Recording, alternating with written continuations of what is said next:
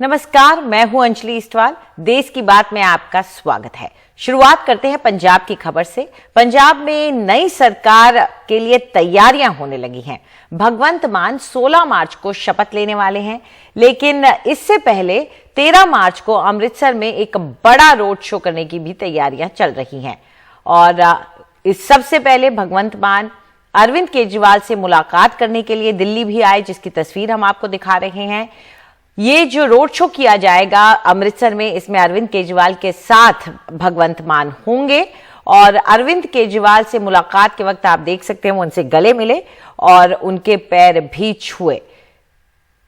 उन्होंने निमंत्रण दिया उनको अपने शपथ ग्रहण समारोह में आने का। और अब आम आदमी पार्टी की सरकार जो पहली बार दिल्ली के बाहर किसी दूसरे राज्य में बनने जा रही है, उसके लिए भगवंत मान इस बार शपथ लेंगे और शपथ का जो कार्यक्रम है वो तय किया गया 16 तारीख के लिए और जगह तय की गई है शहीद भगत सिंह के गांव में। और वहां साफ सफाई भी इसके लिए शुरू कर दी जा चुकी है। वहां पर करीब 64 कनाल क्षेत्रफल का इलाका जो है ये शहीद भगत सिंह स्मारक के पास का, वहां साफ सफाई शुरू कर दी गई है। वहां पर काम करने वाले कर्मचारी लगातार इस जगह को साफ करने में जुटे हैं। यहां एक बड़ा पंडाल बनाया जाएगा जब मुख्यमंत्री पद की शपथ यहां पर लेंगे भगवंत मान।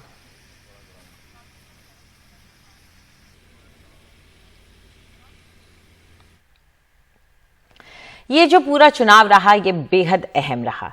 न सिर्फ ये एक ऐतिहासिक जीत रही किसी पार्टी के लिए, बल्कि कुछ ऐसे लोगों ने यहां पर हार का मुंह देखा जो उम्मीद शायद नहीं की जा रही थी। अगर आप देखें तो बड़े बड़े सूरमा, चाहे अकाली दल से हों या कांग्रेस से हों, वो चुनाव हार गए। लेकिन जो सबसे ज्यादा चर्चा में शख्स रहा वो था जिसने मौजूदा मुख्यमंत्री चरणजीत सिंह चन्नी को भदौड़ इलाके से 37,000 से ज्यादा वोटों से चुनाव हरा दिया है। चन्नी को चुनाव हराने वाले 35 साल के लाभ सिंह उगोके की मोबाइल रिपेयरिंग की एक दुकान थी। उनके पिता ड्राइवर हैं और मां स्कूल में सफाई कर्मी हैं। उनसे बात की है हमारे सहयोगी शरद शर्मा ने। मेरे साथ जो ये शख्स खड़े हैं ये पंजाब के कोई आम आदमी ही लगते हैं। 35 साल के शख्स हैं। इनका नाम है लाभ सिंह उगोके। लेकिन ये दिख रहे हैं केवल साधारण, लेकिन आज पंजाब ही नहीं, देश ही नहीं बल्कि दुनिया में इनकी चर्चा हो रही है। लाभ सिंह उगोके जो कि इनकी मोबाइल शॉप रिपेयर की दुकान हुआ करती थी। इनके पिताजी ड्राइवर हैं और माताजी सफाई कर्मी। लेकिन इस 35 साल के बंदे ने, लाभ सिंह उगोके ने पंजाब के मुख्यमंत्री चरणजीत सिंह चन्नी को भदौड़ में 37,000 से ज़्यादा वोटों से चुनाव हरा दिया है। सबसे पहले आपने मुख्यमंत्री हराया, आपको लगता था वाकई ये हो जाएगा, संभव है? देखिए, हारना तो उनका संभव था। हाँ। लेकिन जो लोगों ने लीड दिया वो हमने कभी इमेजिन नहीं किया था कि इतनी होगी। हाँ। तो जो हारना तो तय था जी उनका यहाँ से, क्योंकि भदौड़ का इतिहास है जी। हाँ। कि ये हमेशा आम लोगों को चुनता आया है। इनकलाबी सोच के वोटर हैं हमारे। हाँ। जब पहली इलेक्शन हुई थी तब से लेकर आज तक इन्होंने हमेशा अच्छे लोगों को चुनने की कोशिश की है। ठीक है। 10 मार्च ने आपकी ज़िंदगी किस तरह से बदल दी है कि पहले एक आम बंदा था, शायद कोई नहीं जानता था आपको। आप 2013 से आम आदमी पार्टी में जुड़े थे, लेकिन शायद कोई जान नहीं रहा था। आप कैंडिडेट बने तब भी उतनी चर्चा नहीं थी, लेकिन 10 मार्च के बाद में बहुत से फ़ोन आ रहे होंगे, रिश्तेदार और पास पड़ोस वाले। अच्छा, कल जो फ़ोन कॉल्स है 1500 तो मिस कॉल्स हैं जिन्हें हम उठा नहीं सके। इतना प्यार दुनिया भर से जहाँ पंजाबी रहते हैं। हाँ। और मैं मीडिया का धन्यवाद करना चाहूँगा कि जिस लैंग्वेज को हम जानते नहीं उसमें भी मेरी न्यूज़ चल रही थी। मुझे नहीं पता कि वो कौन सी लैंग्वेज है। हाँ। भारत की। हाँ। वहाँ भी मेरी न्यूज़ चल रही है कि ये बंदा चन्नी के खिलाफ लड़ रहा है। वो बदलाव की भाषा थी जो सभी चैनल दिखा रहे थे। जी। मैं मीडिया का हर एक मीडिया कर्मी का धन्यवाद करना चाहूँगा जिन्होंने मेरी आवाज़ को आवाम तक पहुँचाया कि भाई ये असली आम आदमी है। कुछ संकेत मिल रहे हैं, मंत्री बन सकते हैं आप? देखिए, मैं तो वॉलंटियर हूँ जी पार्टी का। आज भी जहाँ भी अरविंद जी, भगवंत मान जी ड्यूटी लगाएंगे। हाँ। तो हम तो खड़े हैं वहाँ। ठीक है। लेकिन आगे के लिए अब आपने क्या सोचा है? क्योंकि जब आपने मुख्यमंत्री को हराया तो लोग आपसे बहुत ज़्यादा उम्मीदें करेंगे। ताली पड़ रही हैं तो गाली भी फिर पड़ेंगे अगर आपके क्षेत्र में काम नहीं होगा। बहुत पिछड़ा इलाका भी है आपका। देखिए, सोच की वजह से नहीं पिछड़ा, जो ये पछड़ा हुआ है काम की वजह से, वो आम आदमी पार्टी की सरकार आ गई है। हाँ। भदौड़ के साथ साथ पूरे पंजाब में अच्छा करेंगे। ठीक है, बस एक आखिरी सवाल, बहुत से ऐसे लोग आपसे पहले भी जीते पंजाब के अंदर जो बिल्कुल आम आदमी थे, लेकिन धीरे धीरे करके उनके बारे में परसेप्शन ये बन गई कि इन्होंने जो है इतना कमा लिया, इतना कर लिया और पब्लिक का नहीं किया। क्या उस पर आपका ध्यान होगा कि ये परसेप्शन लोगों में ना बने, एक आम आदमी की जो छवि है आपकी वो बनी रहे? ये छवि जो मेरे लोगों ने मुझे दी है यही रहेगी जी। ठीक है, आम आदमी है, आम आदमी ही रहेंगे। जी जी जी, बिल्कुल जी, बिल्कुल। ठीक है, बहुत बहुत शुक्रिया और आपको बहुत बहुत बधाई। 35 साल की उम्र में आपने, एक आम आदमी ने पंजाब के मुख्यमंत्री चरणजीत सिंह चन्नी को हरा दिया और आज पूरे देश में आपकी चर्चा हो रही है। बहुत बहुत शुक्रिया आपका, शुभकामनाएं। संगरूर से अपने कैमरा सहयोगी अश्विनी मेहरा के साथ मैं शरद शर्मा, एनडीटी मीडिया। और हमारे सहयोगी शरद ने कुछ देर पहले बात की है डॉक्टर अमनदीप कौर से, जिन्होंने अभिनेता सोनू सूद की बहन मालविका को मोगा से 21,000 वोटों से हराया है। पंजाब विधानसभा चुनाव में मोगा की विधानसभा सीट खूब चर्चा में बनी हुई थी, क्योंकि यहां से अभिनेता सोनू सूद की बहन मालविका सूद चुनाव लड़ रही थी, लेकिन चुनाव जीती आम आदमी पार्टी की डॉक्टर अमनदीप कौर। मैम, आपका बहुत बहुत स्वागत, आपको बधाई और पहला रिएक्शन आपका। Thank you sir, thank you so much. मैं मोगा के सभी निवासियों का दिल से धन्यवाद करना चाहती हूँ और हमारे पार्टी के सुप्रीमो श्री अरविंद केजरीवाल जी, हमारे सीएम सरदार भगवंत सिंह मान जी, राघव चड्ढा जी, जरनैल सिंह जी और सभी लोगों का धन्यवाद करना चाहती हूँ कि उन्होंने मेरे ऊपर अपना भरोसा जो रखा था और मैं सभी को ये आश्वासन देना चाहती हूँ कि सभी के भरोसे पे खरी उतरूंगी। और सोनू सूद को कुछ कहना चाहेंगी या उनके बारे में कुछ कहना चाहेंगे? नहीं सर, कुछ नहीं कहना चाहूँगी। कुछ लोग कह रहे हैं कि right man in wrong party हो गया ये। नहीं सर, देखिए ये तो उनका खुद का डिसीजन था।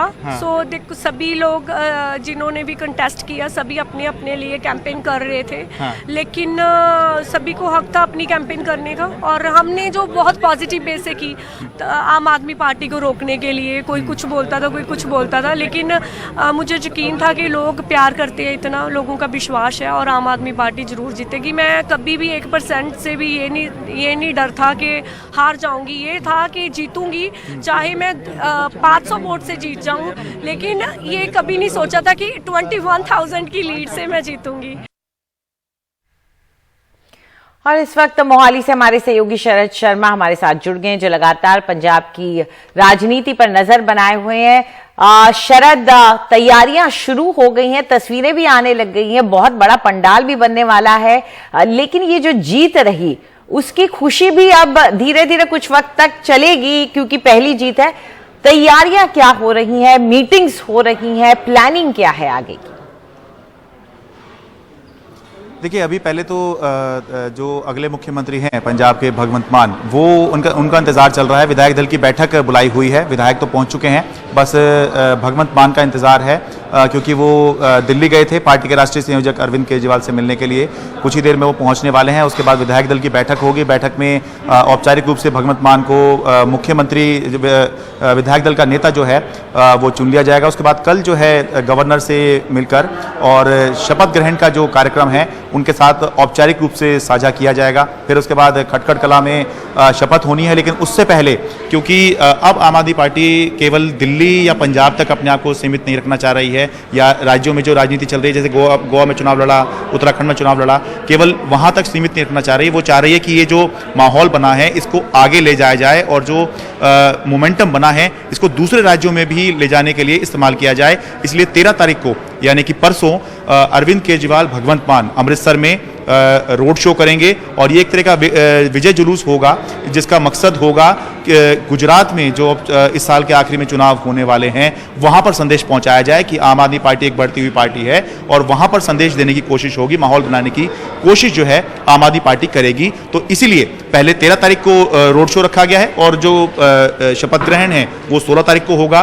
जो शहीद आजम भगत सिंह के जो माता पिता हैं उनका गाँव है, क्योंकि उनका असल गाँव तो अब पाकिस्तान में पड़ता है, लेकिन बंटवारे के बाद जो उनके माता पिता आए थे वो नवाज शहर जिले का खटखड़ कला गांव है। इस जिले का नाम भी शहीद भगत सिंह नगर के नाम, भगत सिंह नगर जो है इसका नाम किया गया है। तो कोशिश आम आदमी पार्टी की अभी जो मोमेंटम बना है इसको आगे जो है इस्तेमाल किया जाए, ताकि आगे के चुनाव में माहौल बनाने में आसानी हो सके। अंजलि जी, शुक्रिया इस पूरी जानकारी के लिए। और अब बढ़ते हैं दूसरी खबर की तरफ। दरअसल पंजाब के वोटरों ने इस बार विधानसभा के लिए 12 डॉक्टरों को चुना है। इनमें से 9 तो अकेले आम आदमी पार्टी के ही हैं, बाकी 3 शिरोमणि अकाली दल, बीएसपी और कांग्रेस से हैं। उनमें से ज्यादातर से पहली बार चुनाव लड़ाया गया और वो पहली बार जीते हैं। जीतने वाले डॉक्टरों पर एक नजर डालते हैं। तरन तारण से डॉक्टर कश्मीर सिंह सोहल हैं। ये आम आदमी पार्टी के हैं और इन्होंने यहां जीत दर्ज की है। इसके अलावा चमकौर साहिब वो सीट जहां से चरणजीत सिंह चन्नी लड़ते आए, 15 साल तक जीते आए, उनको हराया है डॉक्टर चरणजीत सिंह ने। ये एक आई डॉक्टर हैं। अमृतसर साउथ से डॉक्टर इंदरबीर निज्जर हैं आम आदमी पार्टी के, जिन्होंने सभी दूसरे कैंडिडेट्स को हराया। मलौट से डॉक्टर बलजीत कौर हैं, जिन्होंने अपने प्रतिद्वंदियों को हराया। मानसा सीट जहां से बड़े सिंगर्स भी खड़े हुए थे पंजाब के, वहां से डॉक्टर विजय सिंगला ने बाजी मार ली, वो भी आम आदमी पार्टी के हैं। मोगा से डॉक्टर अमनदीप कौर अरोड़ा ने सोनू सूद की बहन यहां से खड़ी हुई थी, उनको हराया है। शाम 84 से डॉक्टर रवजोत सिंह हैं जो जीत कर आए और पटियाला ग्रामीण से डॉक्टर बलबीर सिंह हैं आम आदमी पार्टी के, जो जीत के आए। अब छब्बेवाल की बात करें तो यहां से डॉक्टर राजकुमार छब्बेवाल हैं, ये कांग्रेस के हैं, इन्होंने जीत दर्ज की। उधर नवा शहर से डॉक्टर नक्षत्र पाल, ये बीएसपी के हैं, ये जीते हैं। बंगा से डॉक्टर सुखविंदर सुखी हैं, ये अकाली के हैं और ये जीत कर आए हैं। तो डॉक्टर ही डॉक्टर हैं। इस बार की विधानसभा में 12 डॉक्टरों को विधानसभा भेजा गया है।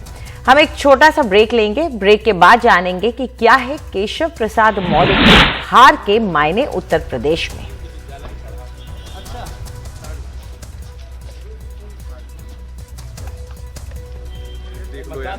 कोई बात नहीं भैया, देख के चलो ना, देखिएगा गिर जाएगा आराम से सभी मेरे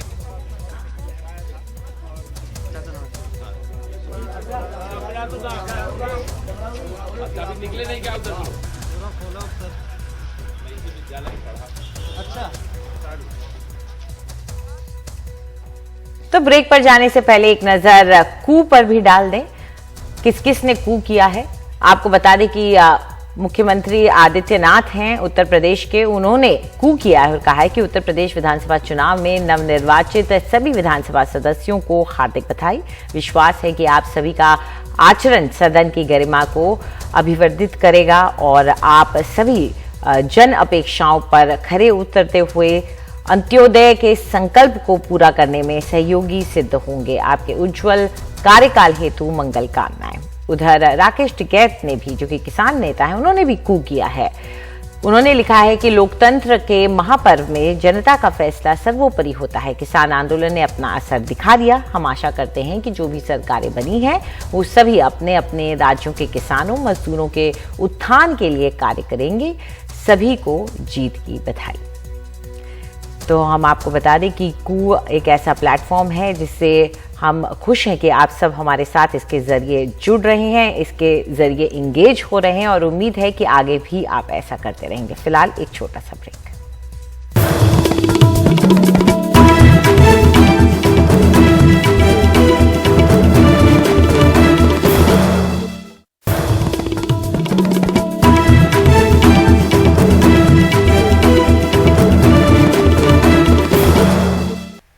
उत्तर प्रदेश में बीजेपी का साथ छोड़ समाजवादी पार्टी में गए स्वामी प्रसाद मौर्य ने कहा है कि हम चुनाव हारे हैं, हौसला नहीं हारे हैं। एनडीटीवी के साथ खास बातचीत में उन्होंने कहा कि नाग में जहर बाकी है और मुझ जैसे नेवले को जैसे ही मौका मिलेगा मैं नाग को खत्म कर दूंगा। हम इस वक्त स्वामी प्रसाद मौर्य जी के साथ हैं। स्वामी प्रसाद मौर्य जी जब आए थे तो अपने साथ काफी विधायकों को लेकर के भाजपा से सपा आए थे। स्वामी प्रसाद मौर्य जी फाजिल नगर से चुनाव हार गए हैं और सपा प्रदेश में चुनाव हार गई है। स्वामी प्रसाद जी, आप जब आए थे तो ऐसा लगा कि माहौल बन गया है, कहीं पीछे सपा थी लेकिन लगा कि नहीं स्वामी प्रसाद जी अच्छा करवा देंगे, जो ओबीसी वोट है पिछड़े वोट देंगे, पर ऐसा हुआ नहीं और आपको भी वो वोट नहीं मिले कि आप विधानसभा पहुंचे। ये बात सही है कि जिस तरीके से वोट का पोलराइजेशन समाजवादी पार्टी में होना था नहीं हो पाया है। हम जीत कुछ हद तक बड़े पैमाने पर हासिल भी किए हैं, लेकिन सरकार बनने से चूक गए हैं। लेकिन उसके बावजूद विधायकों की संख्या हमारी 2.5 गुना बढ़ी है। हमारा जो वोट प्रतिशत है उसमें भारी इजाफा हुआ है। लेकिन सरकार बनने से चूक आपके सवाल को कहीं न कहीं छोड़ता है। लेकिन इसके बावजूद हम भले सरकार बनने से चुके हों, लेकिन जनाधार बढ़ाने में हमारा काफ़ी इजाफा हुआ है और जो चूक हुई है उसकी भरपाई के लिए हम लोग चिंतन मनन करेंगे। कहाँ किन कारणों से हम चुनाव हारे हैं। ये भी हो सकता है कि हम अपनी बात को जन जन तक ना पहुंचा पाए हों। आपने कहा था जब आए थे भारतीय जनता पार्टी छोड़ करके, हम लोगों ने बड़ा वो बयान भी चलाया, आपने कहा कि मैं नेवला हूं और बीजेपी सांप है, मैं सांप को खत्म कर दूंगा। तो अब तो इस बार उल्टा हो गया, लग रहा है कि सांप जीत गया, नेवला हार गया। देखिए, मैं अपने मिशन में कारगर नहीं हो पाया हूं, यह मैं मानता हूं। लेकिन इसका मतलब यह नहीं है कि सांपनाथ और नागनाथ का जहर खत्म हो गया। उनका जहर जिंदा है और नेवला इस फिराक में रहेगा कि उस जहर को कभी न कभी निकालेगा। ऐसे वाकई में स्वामी जी से बात होने के बाद लगता है कि उनके हौसले टूटे नहीं। भले ही चुनाव हार गई वो सपा भी, और वो खुद भी वो कह रहे हैं कि वो सपा में रहेंगे, लड़ाई लड़ते रहेंगे। और उनका कहना है कि लड़ाई लंबी है, विपक्ष में पहले भी रहे हैं, तो मुद्दों पर वो लड़ाई लड़ते रहेंगे। सहयोगी विनीत के साथ सौरभ शुक्ला, एनडीटीवी इंडिया। उत्तर प्रदेश में एक बार फिर बीजेपी की सरकार बनने जा रही है। मुख्यमंत्री आदित्यनाथ फिर से मुख्यमंत्री होंगे, लेकिन केशव प्रसाद मौर्य उप मुख्यमंत्री होंगे या नहीं, ये कोई नहीं जानता है। वो सिराथू से चुनाव हार गए हैं। उनको पल्लवी पटेल ने हराया है, जो बीजेपी की सहयोगी अनुप्रिया पटेल की बहन है। केशव प्रसाद मौर्य की हार सिर्फ उनकी हार नहीं है, इसके गहरे राजनीतिक मायने निकालने में राजनीतिक पंडित इस वक्त लग गए हैं। उनकी हार भी क्या है, क्यों अहम है, इस सब पर चर्चा करने के लिए हमारे साथ हमारे सहयोगी सौरभ शुक्ला जुड़ गए हैं। सौरभ, केशव प्रसाद मौर्य का हारना, इसके मायने क्या है ये तो जरूर समझाएं, लेकिन इसका फायदा बीजेपी में भी किसी को है या नहीं? देखिए अंजलि, जो बीजेपी समझते हैं उत्तर प्रदेश में, उन्हें पता है कि भले ही केशव मौर्य उप मुख्यमंत्री हो, लेकिन मुख्यमंत्री योगी आदित्यनाथ से उनके संबंध बहुत ज़्यादा कोई अच्छे नहीं थे, जिसकी तमाम चर्चा होती रही है। आपको याद हो, चुनाव से पहले केशव मौर्य को प्रधानमंत्री मोदी ने संसद में बुलाया था, उनसे मिले थे, और केशव मौर्य लगातार उनकी जो भूमिका थी संगठन में और पार्टी में, उसके बाद से चुनाव के नज़दीक आते आते बढ़ गई। जो कि पहले भले ही उप मुख्यमंत्री थे, लेकिन ये कहा जाता रहा कि उनकी बहुत ज़्यादा चलती नहीं है, उनकी और योगी जी की बनती नहीं है। देखिए, चुनाव तमाम लोग कुछ ना कुछ कहते रहते हैं, बात निकालते रहते हैं, लेकिन पल्लवी पटेल ने उनको लगभग 7,500 वोटों से हराया है। और वो भी तब जब केशव मौर्य के लिए प्रधानमंत्री मोदी रैली कर गए, अमित शाह ने रोड शो किया। जब केशव मौर्य ने नामांकन किया तो खुद जेपी नड्डा, जो कि बीजेपी राष्ट्रीय अध्यक्ष है, वो आए थे। अनुप्रिया पटेल अपनी ही बहन पल्लवी पटेल के खिलाफ प्रचार करने आई थी। वहां पर नितिन गडकरी प्रचार करा, स्मृति ईरानी ने किया। मतलब बीजेपी का ऐसा कोई बड़ा नेता नहीं बचा था जो वहां आके प्रचार ना कर गया हो। लेकिन देखिए, उस सीट पर जाति समीकरण ठीक नहीं बैठे। वहां पर पटेल हैं, बगल में इंद्रजीत सरोज जो कि पासियों के नेता हैं, वो सपा से चुनाव लड़ रहे थे, जिसका फायदा पल्लवी पटेल को मिला। और पल्लवी पटेल ने सिर्फ 19 दिनों में चुनाव जीता है अंजलि। जब उनको टिकट मिला तो जब वो वहां आई, उन्होंने नॉमिनेशन किया, उनके पास सिर्फ 19 से 20 दिन थे और उस 19 से 20 दिनों में पल्लवी पटेल हार गई। देखिए, केशव मौर्य उप मुख्यमंत्री बने नहीं बने, देखिए बन भी सकते हैं, हो सकता है उनको एमएलसी बना करके उप मुख्यमंत्री बना दिया जाए, लेकिन उनकी बड़ी राजनीतिक भूमिका रहेगी। भले वो चुनाव हार गए हों, लेकिन संगठन में केशव मौर्य मजबूत हैं, उनको नेता पसंद करते हैं, विधायक पसंद करते हैं, उनके संबंध अमित शाह, जेपी नड्डा और यहाँ तक कि प्रधानमंत्री मोदी से भी बहुत अच्छे हैं। तो अगर जिनको लग रहा हो कि ये ये राजनीतिक नुकसान बहुत ज़्यादा केशव मौर्य को होगा, ऐसा बिल्कुल नहीं है। हो सकता है उन्हें केंद्र में कोई बड़ी भूमिका दे दी जाए, हो सकता है उनको MLC बना करके उप मुख्यमंत्री बनाया जाए, तो केशव मौर्य का के चुनाव हार जीत लगी रहती है। देखिए स्वामी प्रसाद मौर्य भी हारे हैं, मतलब अटल बिहारी वाजपेयी भी हारे थे, इंदिरा गांधी भी हारी थी, तो ऐसा नहीं है, ये सब चलता रहता है। लेकिन केशव मौर्य को हराया जिन्होंने पल्लवी पटेल। आज की तारीख में पल्लवी पटेल का कद बहुत बढ़ गया है, तो अब आगे देखना पड़ेगा केशव मौर्य का क्या होता है। लेकिन केशव मौर्य महत्वपूर्ण रहने वाले हैं उत्तर प्रदेश की राजनीति के लिए, ये तय है। बिल्कुल, एक चुनाव से आप उनकी अहमियत को दरकिनार नहीं कर सकते हैं। राजनीति में वो सक्रिय हैं और उनका प्रभाव है भी। शुक्रिया इस पूरी जानकारी के लिए। फिलहाल एक छोटा सा ब्रेक लेंगे। ब्रेक के बाद बात करेंगे उत्तराखंड की, जहां जीत तो मिल गई लेकिन अब मुख्यमंत्री पर माथापच्ची शुरू हो गई है।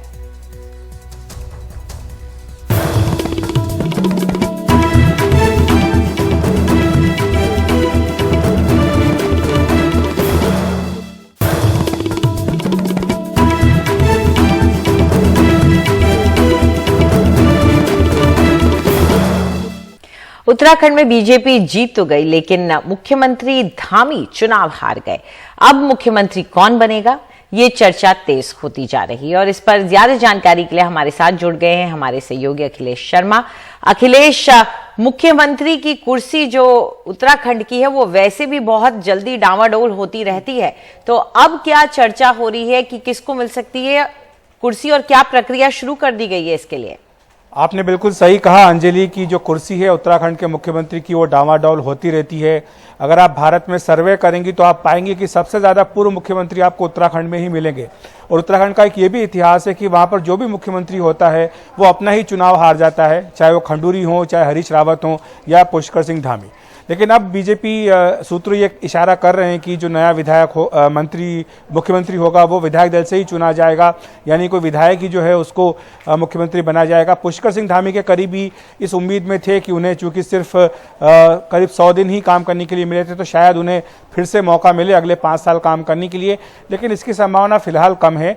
कल बीजेपी संसदीय बोर्ड की बैठक हुई थी, इसमें यह फैसला किया गया है कि पीयूष गोयल और धर्मेंद्र प्रधान 2 केंद्रीय मंत्रियों को देहरादून भेजा जाएगा, जहां उत्तराखंड में बीजेपी विधायक दल की बैठक होगी देहरादून में, और उसके बाद उसमें बैठक में नए नेता का चयन जो है किया जाएगा।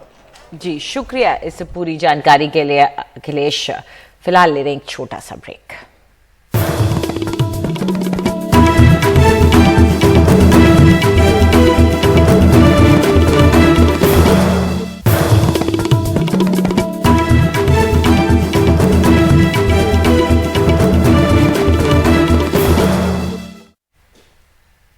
कई वजह हैं जिससे अब कच्चे तेल के दाम बढ़ते जा रहे हैं और विशेषज्ञों का अनुमान है कि पेट्रोल डीजल अब महंगा हो जाएगा क्योंकि ये कच्चा तेल महंगा हो गया है। हमारे सहयोगी हिमांशु शेखर हमारे साथ हैं और सीधा रुख करते हैं उनका। हिमांशु, कच्चा तेल किस तरीके से इसकी कीमतें बढ़ रही हैं, महंगा हो रहा है और क्या असर पड़ सकता है हम और आपकी जेब पर इसका? कि यूक्रेन उसका सीधा असर भारतीय अर्थव्यवस्था पर पड़ेगा। और आज जो IMF की मैनेजिंग डायरेक्टर हैं, उन्होंने भारत सरकार को आगाह किया है कि जिस तरह से अंतर्राष्ट्रीय बाजार में कच्चा तेल महंगा हो रहा है, भारतीय अर्थव्यवस्था पर इस पर काफी ज्यादा असर पड़ेगा। देखिए उसकी वजह बहुत साफ कि अब 4 नवंबर को जब पिछली बार पेट्रोल और डीजल की कीमतें भारत में उसमें बदलाव किया गया था, उस दौरान जो कच्चे तेल की कीमत थी अंतर्राष्ट्रीय बाजार में वो $80 के आसपास थी, जबकि हमने देखा है कि हफ्ते बुधवार को जो कच्चा तेल है उसकी कीमत $131 के भी पार चली गई थी, यानी 60% से भी ज्यादा कच्चा तेल महंगा हो गया है पिछले 4 महीने से कुछ ज्यादा वक्त से 127 दिन से जब से भारत में पेट्रोल डीजल की कीमतों में बदलाव नहीं किया गया है। और इस वजह से जो तेल कंपनियां हैं उन पर दबाव बढ़ता जा रहा है कि वो प्राइस डिवीजन करें, पेट्रोल और डीजल की कीमतों को बढ़ाए। एक तेल कंपनी के अधिकारी ने मुझे बताया था कि कम से कम 10 से 12 रुपए की कीमत में बढ़ोतरी की जरूरत है अगर आप चाहते हैं कि तेल कंपनियों पर इसका वित्तीय नुकसान और ज्यादा ना बढ़े। तो निश्चित तौर पर अनिश्चितता एक तरफ यूक्रेन युद्ध को लेकर बढ़ रही है, उसकी वजह से जो उथल पुथल है अंतर्राष्ट्रीय बाजार में कच्चे तेल की कीमत में, वो लगातार बढ़ती जा रही है। आप देखिए बुधवार को $131 प्रति बैरल से ऊपर चला गया था कच्चे तेल की कीमत। आज वो घटकर $109 के आसपास है। लेकिन बिल्कुल, और चिंता इससे बढ़ रही है आम लोगों की भी। शुक्रिया इस जानकारी के लिए। तो फिलहाल इस कार्यक्रम में इतना ही, और अब वक्त है एक ब्रेक का। ब्रेक के बाद खबरों का सिलसिला जारी है।